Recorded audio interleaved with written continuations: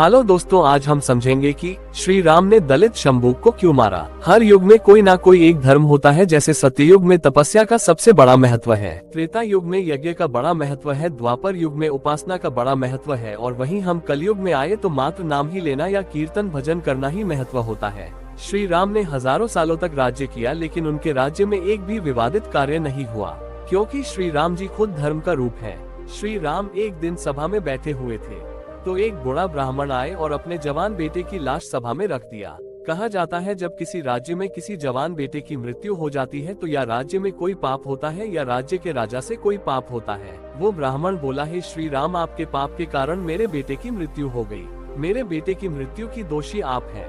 आपके पाप के कारण या आपके राज्य में हो रहे पाप के कारण आज मेरे बेटे की मृत्यु हो गई, इसके दोषी आप हैं। तब श्री राम बोले, मुझसे कोई पाप हो नहीं सकता और मेरे राज्य में तो पशु पक्षी भी कोई पाप नहीं करते, ऐसे किस प्रकार पाप हो सकता है। श्री राम ने इस पाप का पता लगाने के लिए तमाम ऋषियों की मीटिंग बैठाई, उसमें नारद मुनि भी थे। तब नारद जी ने कहा कि शंबुक नाम का एक व्यक्ति तपस्या कर रहा है।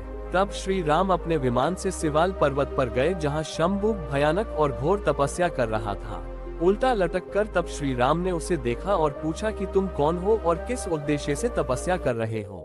तो उसने कहा, मैं एक शूद्र हूँ, मेरा नाम शंबुक है और मैं स्वशरीर स्वर्ग जाना चाहता हूँ और देवलोक पर अधिकार पाना चाहता हूँ, इसलिए मैं ये तपस्या कर रहा हूँ। तब श्री राम ने कहा, जो पैदा हुआ है उसका मरना तय है। सशरीर स्वर्ग जाना प्रकृति के खिलाफ जाना है और अधर्म है। अगर तुम सशरीर स्वर्ग चले जाओगे तो तुम्हारे पीछे सभी तपस्या करके सशरीर स्वर्ग जाना चाहेंगे और ये प्रकृति के नियमों का उल्लंघन है। जो शरीर लेके आया है उसे शरीर छोड़कर जाना होगा, यही प्रकृति का नियम है। तो शंबुक नहीं माना और वो अपने तपस्या में लीन हो गया। तब श्री राम ने प्रकृति के नियम की रक्षा करते हुए उस शंबुक का वध कर दिया। श्री राम ने शंबुक को इसलिए नहीं मारा कि वो शूद्र होकर तपस्या कर रहा है, बल्कि इसलिए मारा कि उसका तपस्या करने का उद्देश्य अधर्म है। ऐसी ही जानकारी पाने के लिए हमारे चैनल को सब्सक्राइब करें। Thank you.